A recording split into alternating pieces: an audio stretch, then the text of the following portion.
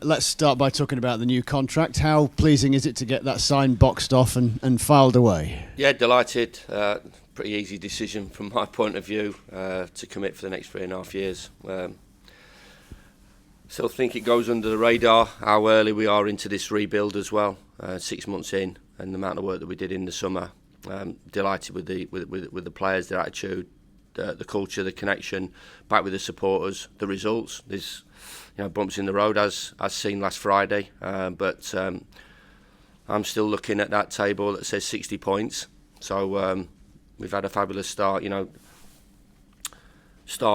little bit more than a start, and as well, you see when people talk about managers need 2 or 3 windows to really settle the team down and get them connected. So to do it in the short space of time that we've done it, or not completed it obviously, but to get ourselves in that position is a great effort from the coaches, the people that I work with, and the players. So I think it gives stability to the football club, to the players as well, knowing that that we're here for the medium future. I think you always know the nature of the business. You've got to win games of football, and we've done that. And I think generally on the whole, the supporters are delighted in terms of what they're watching and what they're seeing from Sheffield United players, and most importantly, a Sheffield United team. Do you think that rapid rate of change is a bit underappreciated sometimes? Yeah, I do. Yeah, I do. Managers talk about 2 or 3 windows and working with the team. I think everybody understands as well the Championship, the amount of games that you play, the work that needs to go into a team. Players coming in pretty late in pre-season as well, and not really having the time really to really do the work that you really want to do on the training ground because of the Saturday, Tuesday, Friday at times nature of the division. So all credit goes to the players how they've taken on board the information and their enthusiasm to work and to learn and to be part of something that hopefully we can build on and move forward. So, as a planner then, what do the next 3.5 years look like in your vision then?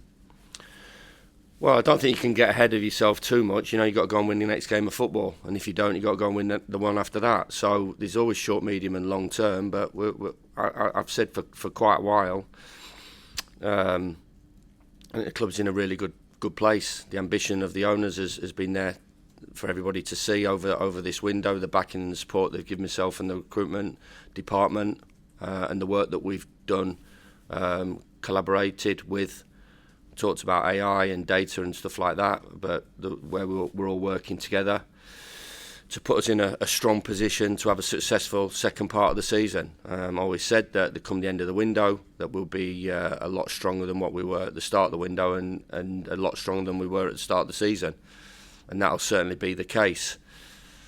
The statement that the owners put out was to establish themselves as a Premier League football club, which we can't hide away from. In fact, that's everybody's trying to do that, and there's loads of teams below us, I keep saying, that have not been in the Premier League for a long time. We've had a taste of it. We've had 3 seasons in there. 2 obviously were disappointing. One was an incredible achievement, and we'd like to get back there. We have to show that ambition. We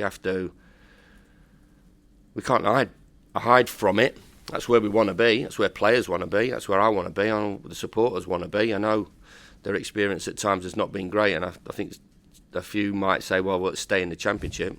It's not being ambitious, and hopefully the picture will change if we manage to achieve our goals, which is obviously being in the Premier League, and then the armpit obviously is establishing yourselves and getting a foothold in there. But there's no reason not to have dreams and trying to achieve your goals and your dreams.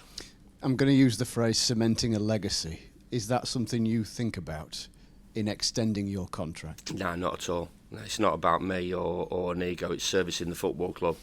I came in to help the football club in 2016. I think we're in an incredible position to when we were then to where we are now. Yeah, there has been a couple of seasons of disappointment, but on the whole, the 8 years have been pretty successful. I was at dinner on Monday, and I was sat next to Steve Charles, who played who was part of the team, and Paul Garner was part of the team that went down into the 4th division in what year was that, Dan? 81.